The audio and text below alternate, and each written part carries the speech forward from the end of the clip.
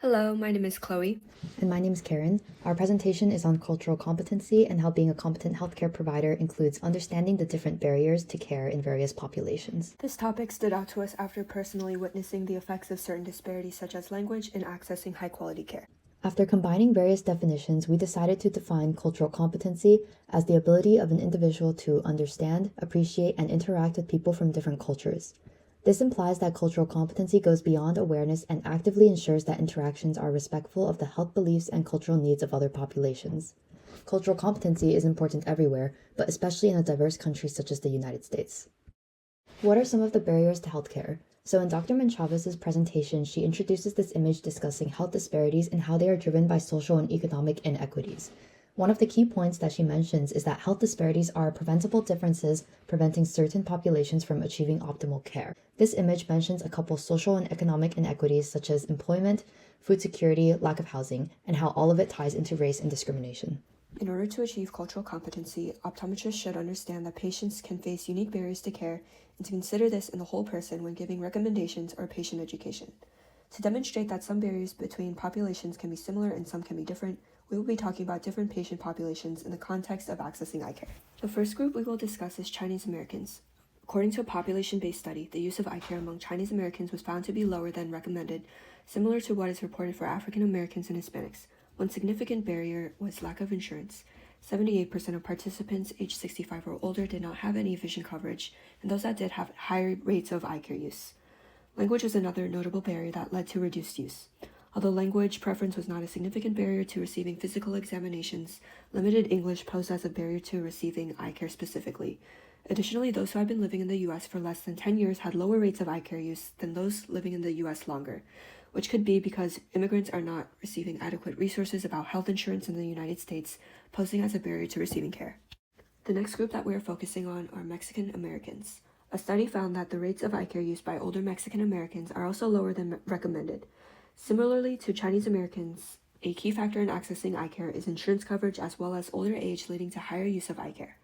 Another factor is language, although it presents quite differently than Chinese Americans.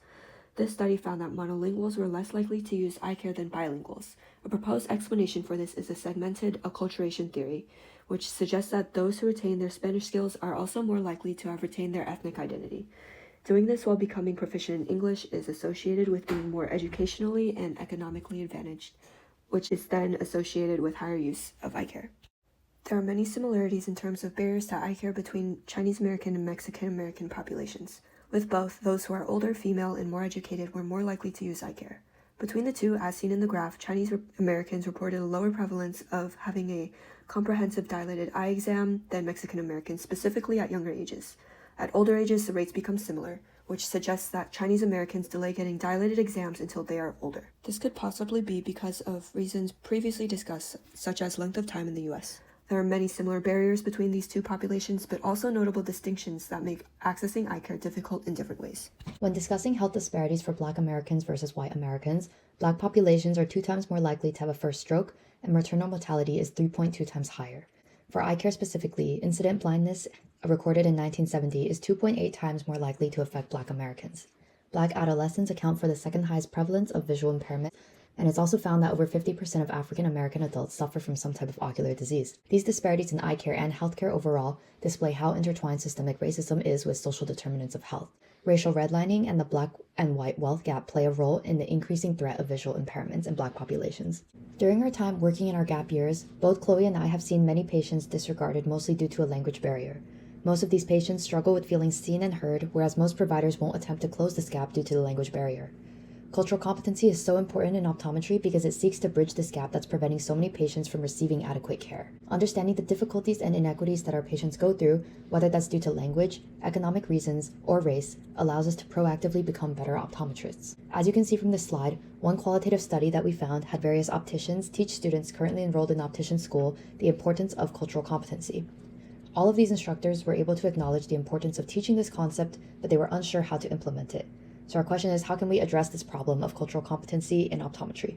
To address the problem, there needs to be a mix of cultural humility and cultural competency. A culturally competent provider will have knowledge on different values and prevalence of illness among diverse populations. A provider with cultural humility will show genuine interest and has an awareness of their own possible biases.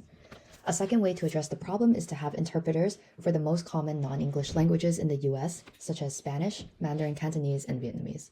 The term cultural competency can suggest that understanding a group of people requires categorical knowledge, which is generalizing and can create harmful stereotypes, which furthers implicit bias. Additionally, cultural competence programs in healthcare mostly focus on cultural differences while ignoring the effect that one's privilege has on their worldview. In order to provide high-quality care, providers must exercise cultural humility, which means considering the patient's social context, but also recognizing their privilege and how it can affect their own decision-making. In summary, there are various disadvantaged populations in the US. Choosing to be a healthcare worker in a diverse country like the United States also means choosing to treat patients of different backgrounds. This will require us to be culturally competent providers, which means not just understanding the different barriers that patients can encounter when accessing eye care, but also being able to actively apply our knowledge to help treat them as an individual. These are our references. Thank you for listening.